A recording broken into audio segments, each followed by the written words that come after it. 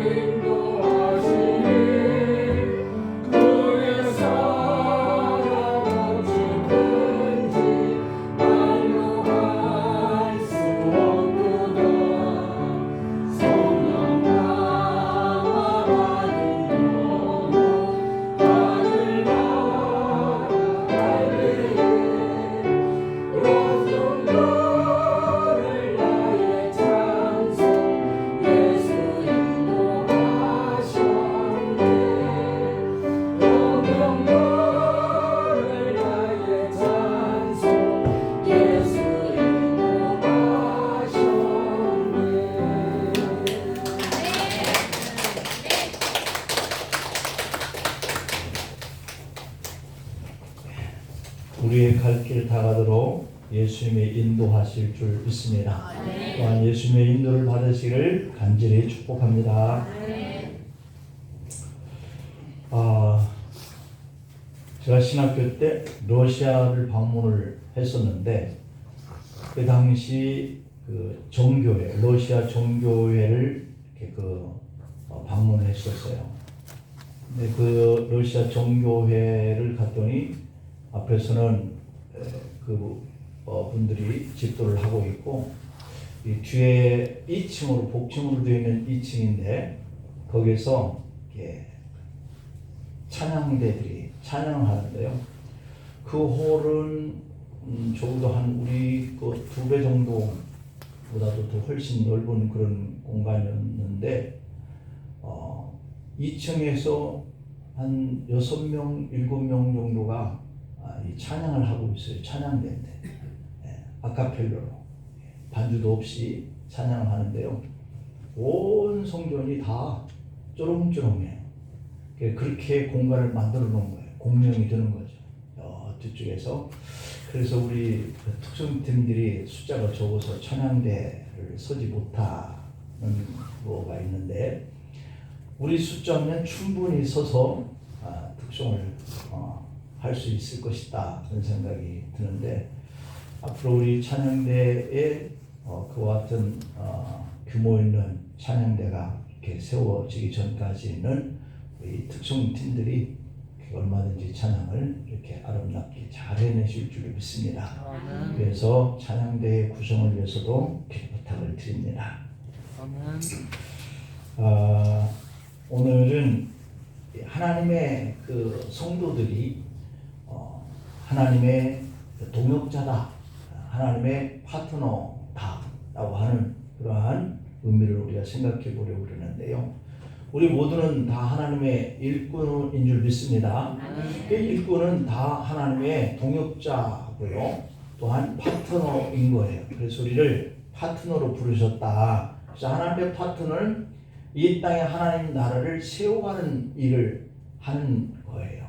그래서 우리는 어디 있든지 이렇게 하나님의 파트너 역할로 하나님 나라를 자꾸자꾸 세워가야 할 줄로 믿습니다. 이것이 우리를 부르신 하나님의 목적이다라고 하는 거죠. 파트너, 동역자로서 하나님 나라를 세워가는 성도로 부르신 것이 목적이다. 직장인 10명 중에 6명은 그 동료가 하는 일들을 이렇게 어떻게 생각하느냐 하는 질문지를 준 거예요.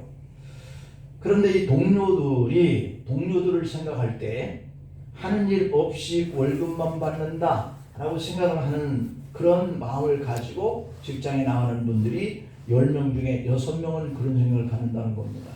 참 신기하죠? 10명 중에 6명은 왜 저 사람 하는 일도 없이 봉급받아 이런 생각을 갖는다는 거예요. 최근 직장인 856명을 대상으로 업무량에 따른 스트레스 유무를 묻는 그러한 설문조사를 실시한 결과 그 조사 대상자의 65.5%가 하는 일 없이 월급만 받는 동료가 있다라고 하면서 불만을 토로했다라고 하는 사실이에요. 또 자신이 직장 동료보다 더 많은 일을 하고 있느냐라고 하는 이러한 질의에 그렇다라고 말하는 사람이 48.8%가 그렇다는 생각을 갖고 있다는 거예요. 나는 왜 저 사람보다 일량이 많아? 라고 생각하는 사람이 이렇게 많다는 겁니다. 업무량에 관련해서 묻는 질문인데 이 56.7%가 자기의 업무량이 과도하다라고 생각을 하고 있고요. 또 자기가 생각할 때 업무량이 적다라고 생각하는 그 응답자는 8.8%에 그쳤다라고 하는 겁니다. 그 나머지는 다 자기가 하는 일에 적절하다라고 이렇게 생각을 하고 있다는 겁니다. 같은 동료로서 한 사무실 안에서 그 회사를 위해서 일하는 사람들의 마음이 이렇게 다 다양한 거예요. 오히려 그 동료 때문에 내가 스트레스를 받고 있다라고 하는 이러한 답변자들도 있었다는 거예요. 왜냐하면 자신이 동료들에 비해서 더 많은 일을 하고 있기 때문에 동료는 그와 반대로 하는 일이 적다, 하는 일이 없다.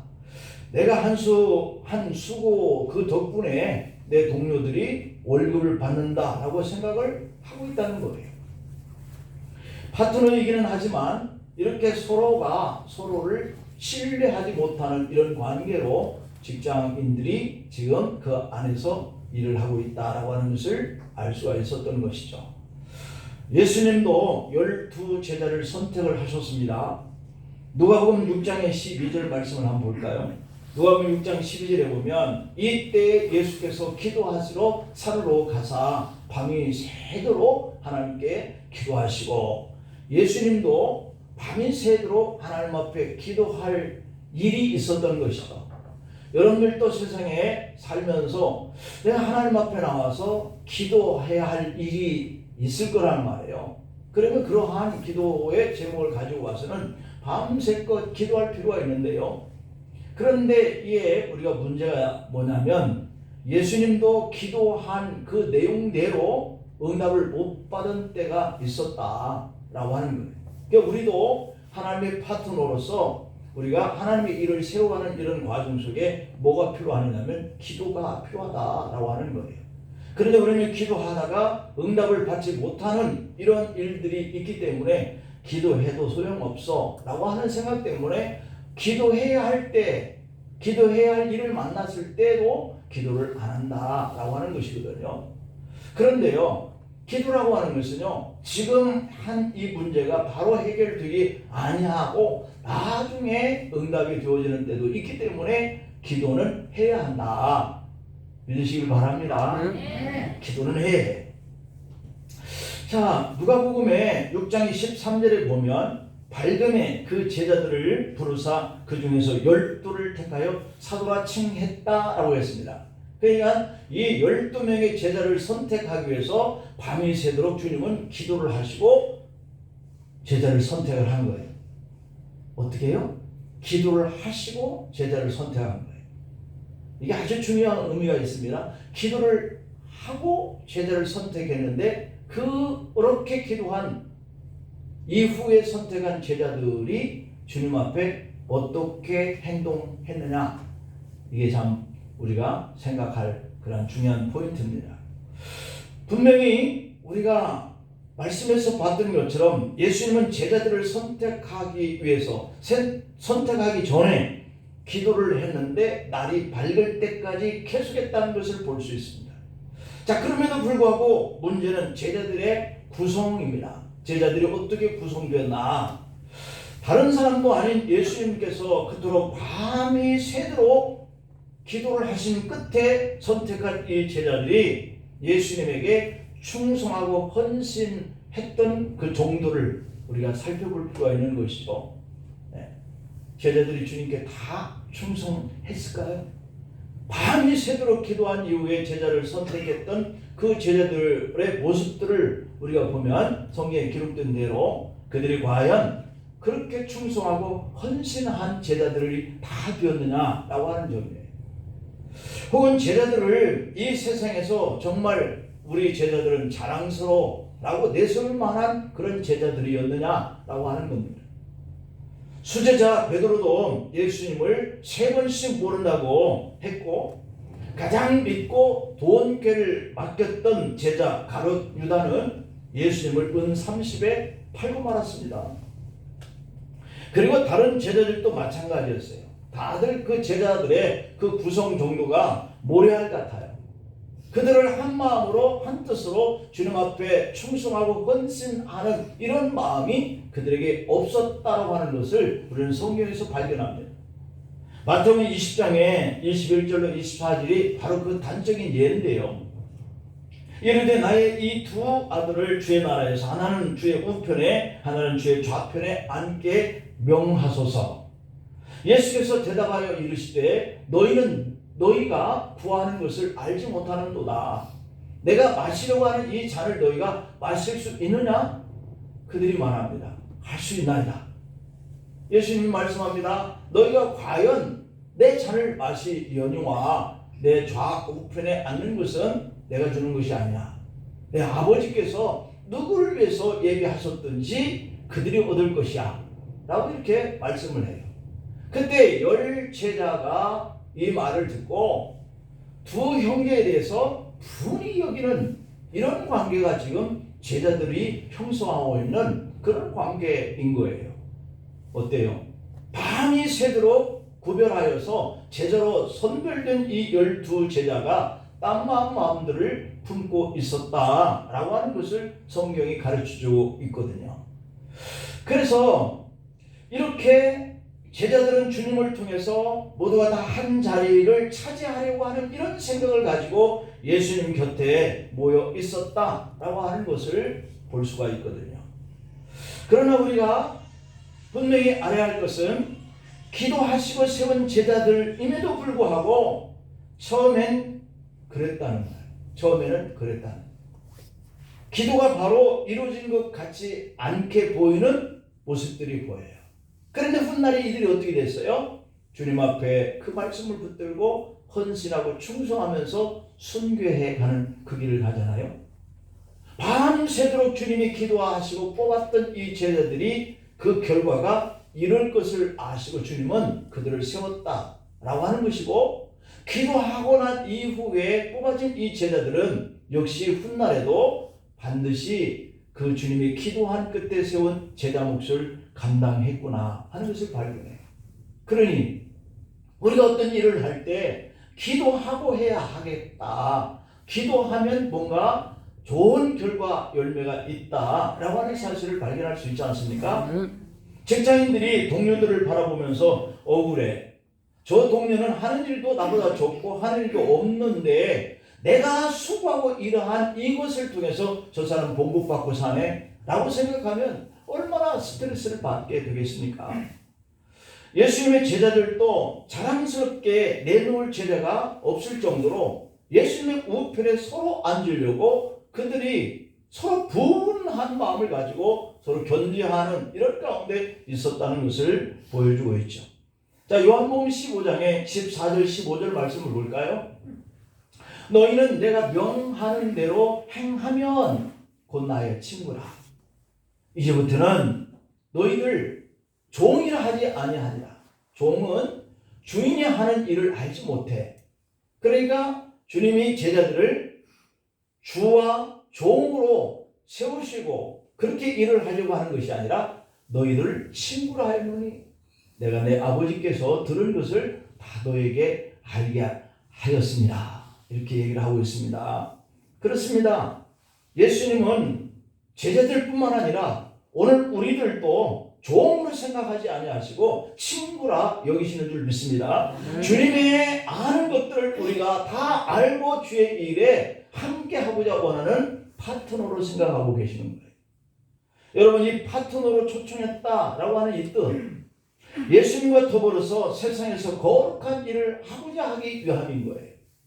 부르심에 응하면 그때부터는 하나님의 지배자가 아닌 하나님의 친구요, 아주 가까운 친밀한 관계가 되었다는 사실이에요. 그러니까 저와 여러분들은 하나님과 보다 친구다. 왜? 그분이 하시는 이 일들을 우리에게 다 맡겨서 알게 해서 하시려고 하시기 위해서 우리를 부르셨기 때문에 우리는 그분의 파트너예요. 친구와 파트너는요, 은밀한 일까지 솔직하게 말을 서로 나눌 수 있는 관계예요. 엄마, 아빠에게는 말할 수 없는 문제도 친구에게는요, 다 말을 해요. 이게 친밀한 친구의 관계인 거거든요. 그래서 이 친구와 파트너는 아름다움과 영광을 함께 나누는, 그리고 나누고 싶은 이런 관계라고 하는 사실이에요. 하나님은 그렇게 우리와 함께 나누고 싶고 우리가 그분이 하시는 그 일에 대해서 알고 행동했으면 하는 이런 마음이 우리를 향하신 하나님의 뜻이고, 그래서 우리를 부르신 거예요. 그러니 우리가 그분의 뜻을 이행해 가기 위해서는 뭐가 필요하다? 날이 새도록 주님은 제자들을 선택하기 위해서 기도하는 것처럼 그분이 뜻을 우리를 통해서 이룰 수 있는 우리가 되기 위해서 기도 필요하다. 아멘이죠. 자, 그러기 위해서는 주님은 저와 여러분들을 선택했어요. 그런데 돌이켜보면 이 하나님과 나와의 관계가 부적당한 동역의 관계에 내가 머물고 있는 것은 아닌가. 내가 하나님과 동역할 수 있는 그런 관계에 있는 것이 아니라 도저히 너와 내가 같이 이 비밀한 것을 나누면서 일을 할 수 있는 관계의 위치에 있는가? 라고 하는 것을 우리가 한번 나를 돌아볼 필요가 있는 것이죠. 회사로 따지면 파트너 관계라고 하지만 하나님과의 우리 관계가 너무 무게중심이 한쪽으로 치우친 이런 관계로 보이지는 않는지. 시편의 13절을 한번 볼까요? 어찌하여 악인이 하나님을 멸시하여 그의 마음에 이르기를 주는 감찰하지 아니하시니라 하나이까.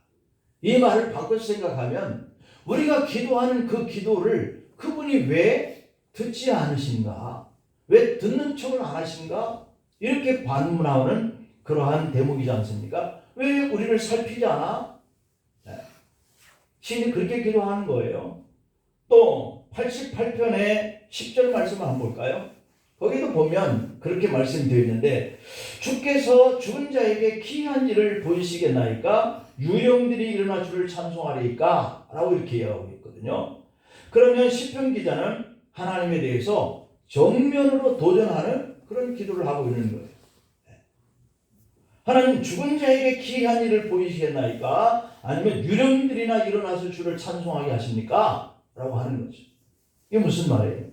하나님께서 직무유기를 하시는 통에 악인들이 저렇게 설치게 되는 것 아닙니까? 라고 하는 의미예요. 그러니까 악인들을 그냥 내버려 두시니까 저들이 저렇게 살피지. 우리는 이 악인들을 다 진멸해 주세요. 이렇게 기도하고 있는데 하나님은 저들을 그리고 우리를 감찰하지도 않으시니까 우리가 바라고 기도하는 대로 안 되지요 라고 따지는 것이잖아요. 또한 자기가 죽고 난 이후에 기적을 베푸시면 뭐 하겠습니까? 라고 하는 항변과 같은 거예요. 내가 살아있을 때 하나님께서 역사하시는 것이어야 좋지 라고 하면서 하나님께 도전장을 올리는 듯한 기도예요. 어떻게 시인은 하나님께 이렇게까지 기도할 수 있을까? 이유는 간단해요. 그는 지금 하나님을 자기의 파트너로 생각하고 있기 때문이에요.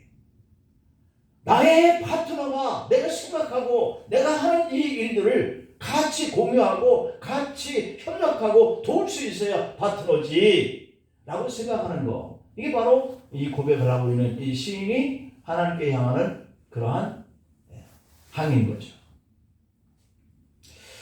진정한 친구이자 참다운 파트너는 서로를 충분히 이해하고 그리고 그의 말을 받아들일 수 있기 때문에 이런 말을 할 수가 있죠. 동역하고 함께 일하는 이 회사의 어떤 사장들, 동업을 하는 사람들, 우리 그 상대를 향해서 이런 말들을 할 수 있지 않겠습니까? 파트너니까.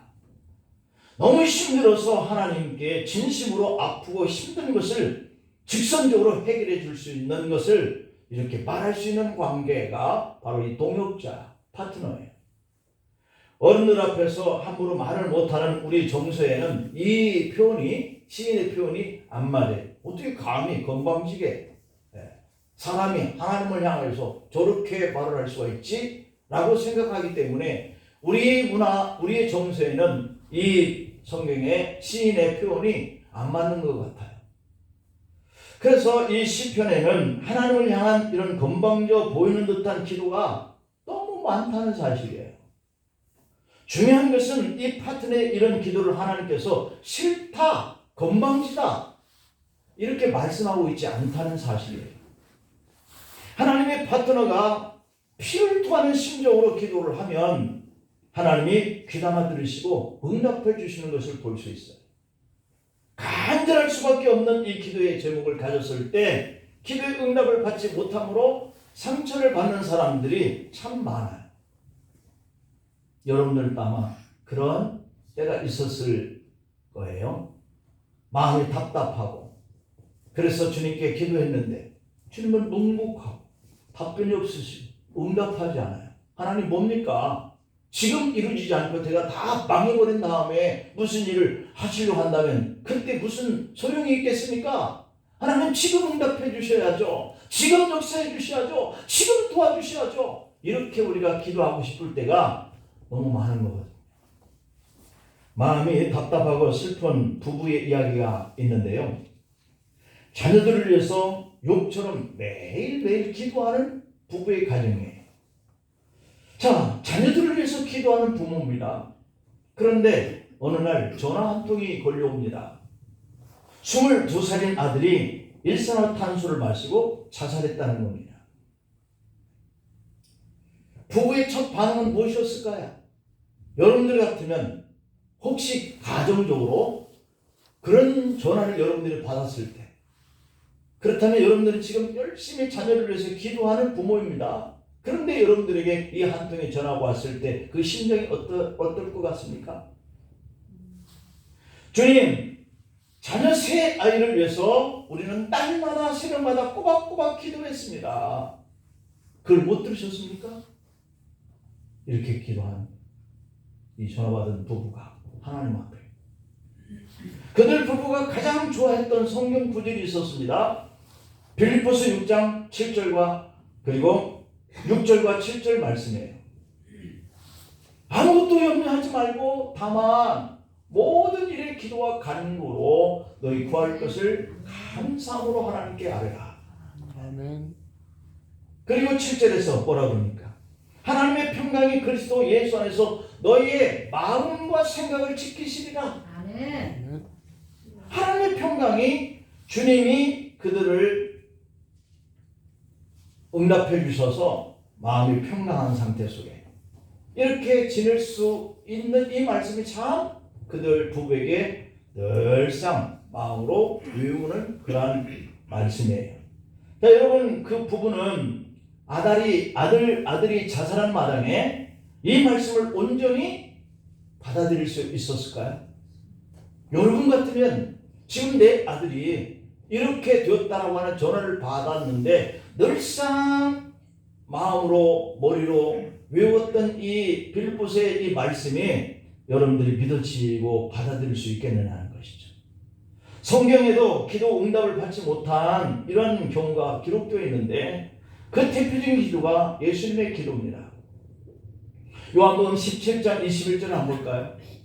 아버지요, 아버지께서 내 안에, 내가 아버지 안에 있는 것 같이 그들도 다 하나가 되어서 우리 안에 있게 하신 이 세상으로 아버지께서 나를 보내신 것을 믿게 하옵소서. 그랬는데 믿었나요?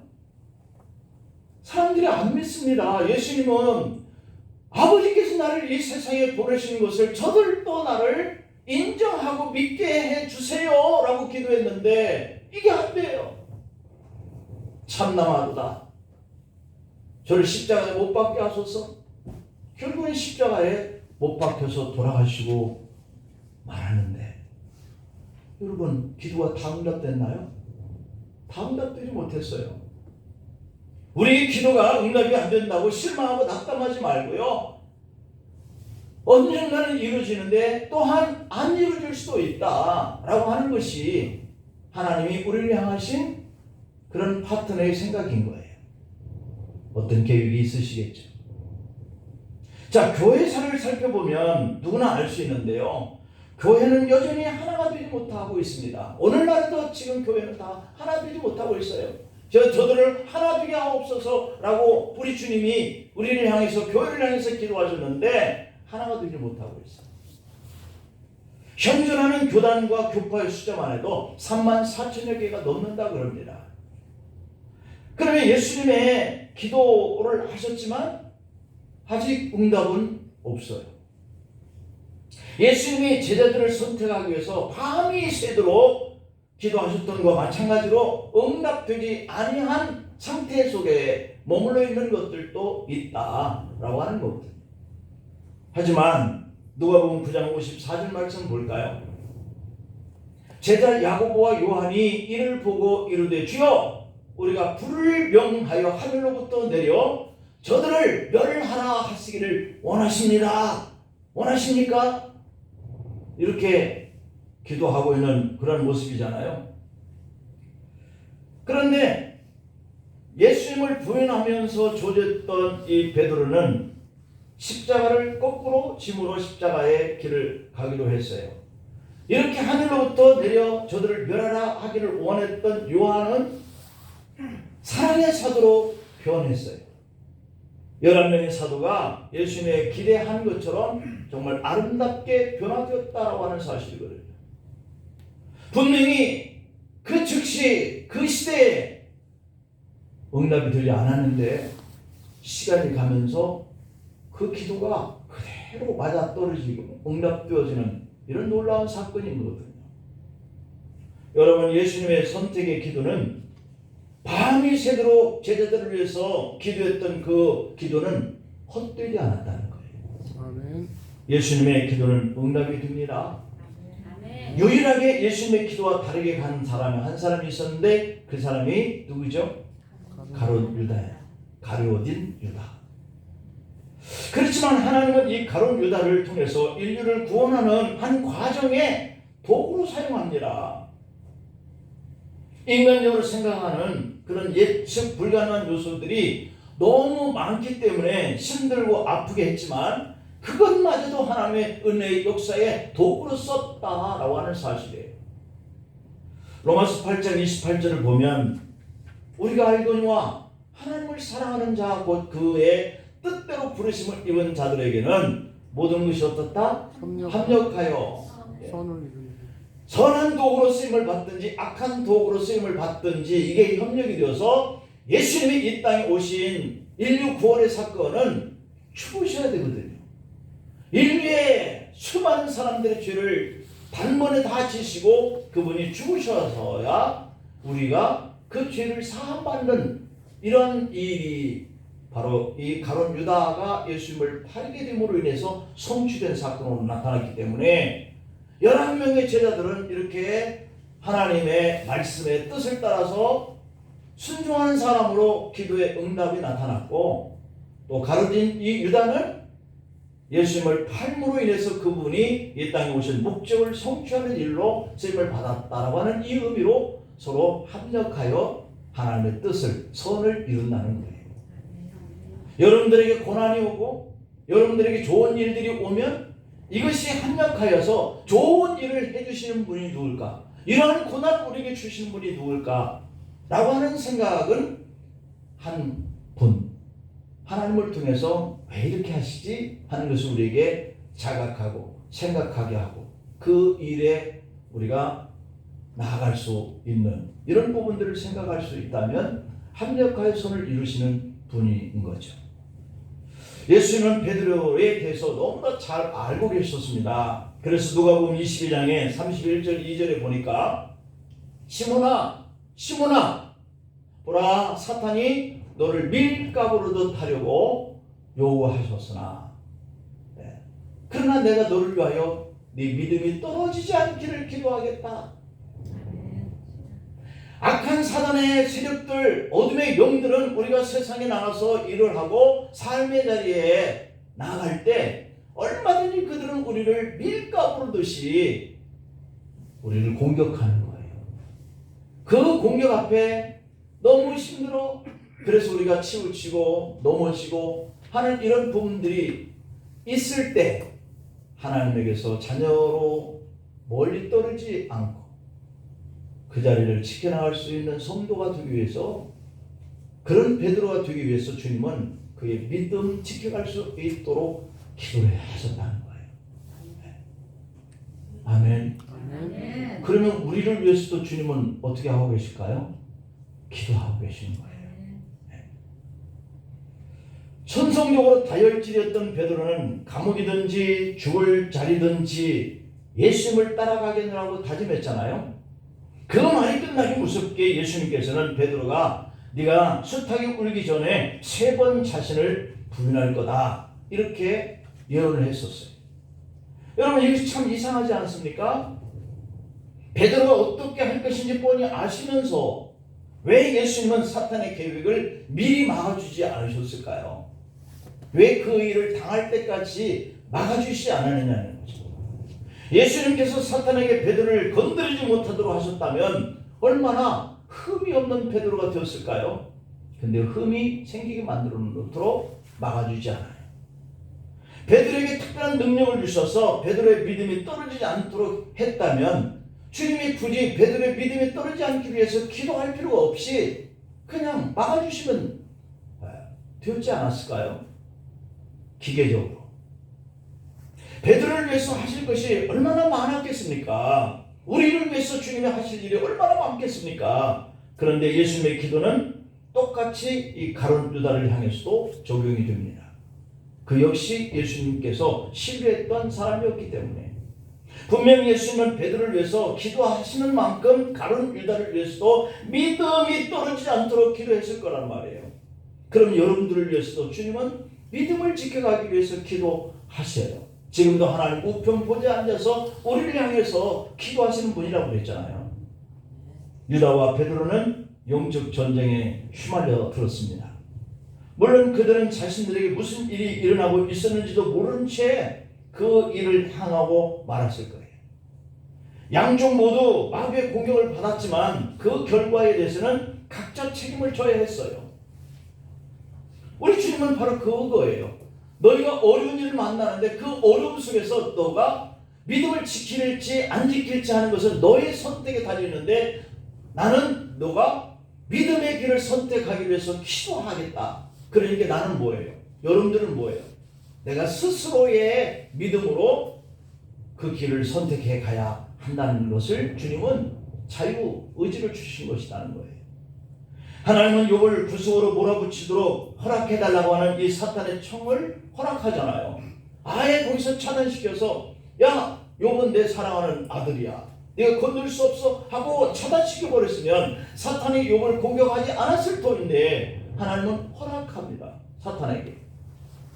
적극적으로 뜯어말리는 대신에 시험에 빠진 인간이 어떻게 반응하는지 지켜보자 하는 이러한 결정을 하신 거예요. 욥처럼 베드로도 또한 우리도 시험을 이겨내거든 아니면 실족하든지 우리의 자유의지로 선택해 가야 하는 거예요. 예수님은 베드로를 위해서 뜨겁게 기도해 주셨습니다. 그리고 지금은 우리를 위해서도 뜨겁게 기도하셔요. 베드로를 위한 기도에도 인간의 자유를 무한정 존중하셨던 것처럼 하나님의 마음은 분명히 가룟 유다를 위한 기도 역시 그랬을 거예요. 네가 나를 팔 수도 있고 안 팔 수도 있는데 그 의지는 너에게 맡기겠다. 그러나 나는 너를 위해서 기도하마. 이게 주님의 심정인 거예요. 가장 가까운 친구가 언젠가 등을 돌릴 것임을 아셨지만 예수님은 무리하게 상황을 돌려놓으려고 하지 않아요. 기적을 일으키면서까지도 상대방의 자유의지를 깔아뭉갤 생각이 없으신 거예요. 다만 배신이나 죽음마저도 세상에 은혜를 베푸시는 하나님 사역에 편입되기를 줄기차게 요청하신 거예요. 왜냐하면 제자들은 예수님의 동역자니까, 파트너니까. 파트너와 파트너 사이에 가장 중요한 것은 신뢰관계예요. 네가 비록 멀리 떨어져서 돈이 유혹이 왔지만 그 돈에 대해서 선택을 하고 예수님을 버릴 것이냐 아니면 돈을 무시하고 예수님을 선택해서 제자로 남을 것이냐 이것은 가룟 유다를 향한 주님의 기도와는 상관없이 내 자신의 의지로 결정을 해야 하는 거예요. 마지막 순간까지 이 파트너인 12 제자들을 주님은 그렇게 믿어주신 거죠. 히브리서 7장 25절 말씀을 볼까요? 그러므로 자기를 힘입어 하나님께 나아가는 자들을 온전히 구원하실 수 있어. 왜 이 12 제자 하는 일들, 잘못된 일들 다 아시는 분이 미리미리 막아주실 능력은 없으셨을까? 충분히 있었다는 거예요. 그런데 이는 그가 항상 살아계셔서 그들을 위해서 간구하실 뿐이다. 막을 수 있지만, 구원할 수 있지만 그러나 그들을 위해서 주님은 기도할 뿐이에요. 그 결정은 내 자신이 해야 한다라고 하는 거거든요.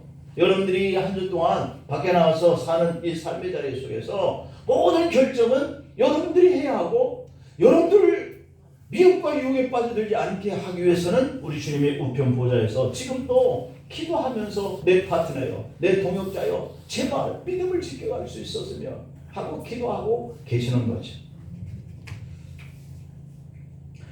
존 웨슬러는 죄 외에는 아무것도 두려워하지 않고 하나님 외에는 아무것도 원하지 않는 100명의 복음 전도자를 나에게 보내달라.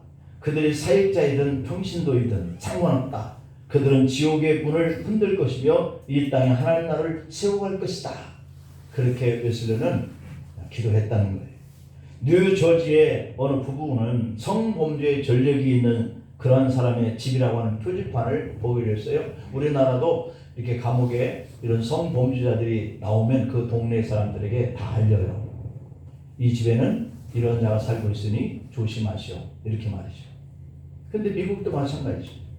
집으로 배달된 안내장에 감옥에서 막 석방된 전과자가 인근 지역으로 이사 왔다라고 적혀 있었습니다. 부부는 전단지에 나온 얼굴을 보고 그들을 위해서 기도했습니다. 사람들은 전과자 담벼락에 페인트로 낙서를 하고 그들 집을 피해서 멀리 돌아다녔습니다. 아이들에게는 절대로 그 집에 가까이 가서는 안 된다고 일러두었습니다. 자, 그러나 그들 부부는 전과자들을 일주일에 한 번씩 자기 집으로 초대해서 아침 식사를 대접했다는 겁니다. 가장 멸시받던 전과자들은 그제서야 언제라도 자기들을 환영해주는 이러한 인간 대접을 해주는 이웃이 있다고 하는 것을 알게 되는 거죠. 여러분 마태복음 28장의 18절 20절을 보면 예수님은 하늘과 땅의 모든 권세를 내게 줬다. 그렇게 고백을 하면서 그러므로 너희는 가서 모든 민족을 제자 삼아 아버지와 아들과 성령의 이름으로 세례를 베풀고 내가 너희에게 분부한 모든 것들을 가르쳐 지키게 하라. 볼지어라 내가 세상 끝날까지 너희와 항상 함께 있을게 라고 얘기했어요. 아멘. 여러분 우리의 파트너 우리 주님은 우리를 동역자로 여기시고요. 모든 일을 행하실 때마다 그분이 직접 일하시는 것이 없습니다. 그분은 단지 우리를 지원하면서 기도하실 뿐이고 주님이 그 일은 파트너인 우리가 해야 하는 일이에요. 이렇게 사랑할 자를 찾아가서 사랑하고 아침 대접을 하고 또 그를 위해서 기도해야 할 자를 위해서 기도해 주고 하는 그 일은 우리 동역자들이 하는 일인 것입니다. 아멘. 우리가 이 일을 감당할 때 오늘 본문의 8절에 보니까 이렇게 기록되어 있죠. 심는 이와 물 주는 이는 한 가지나 각각 자기가 일한 대로 자기의 상을 받으리라. 주님 우리를 위해서 기도하시고 우리는 선택해서 가는데 우리는 일을 잘 못하든지 결심하고 잘하든지 우리가 선택해서 가야 하는 길인데 거기는 반드시 주님과 함께 해주고 주님이 우리에게 상을 주신다 그랬습니다. 우리가 한 주한 삶의 자리에 주님이 함께 동행하시고 계신 것을 믿고 담대하게 여러분들이 믿음의 선택의 길을 가면서 이와 같은 사랑의 일들을 잘 감당해서 상 받으시길 축원합니다. 기도하시겠습니다. 하나님 아버지 감사합니다. 저희들이 이렇게 세상에 사는데 우리를 택하신 주님의 그 사랑은 우리를 파트너로 동역자로 삼으시기 위해서 불러주셨고 이 동역자들이기 때문에 지금 그들이 좌우로 흔들려 치우치든지 아니면 똑바로 그 믿음의 길을 가든지 위해서 다만 기도할 뿐 그 길을 선택하는 것은 우리 자신이고 그 일을 얼마만큼 잘 해내냐 여부에 따라서 상을 주신다 그랬으니 아버지와 이 땅에 기름진 것들로 상 주시고 또한 우리가 소망하는 저 천국에도 우리가 주님이 부르실 때 다 들어갈 수 있도록 상급을 더하여 주시옵소서. 예수님의 이름으로 기도하옵나이다. 아멘.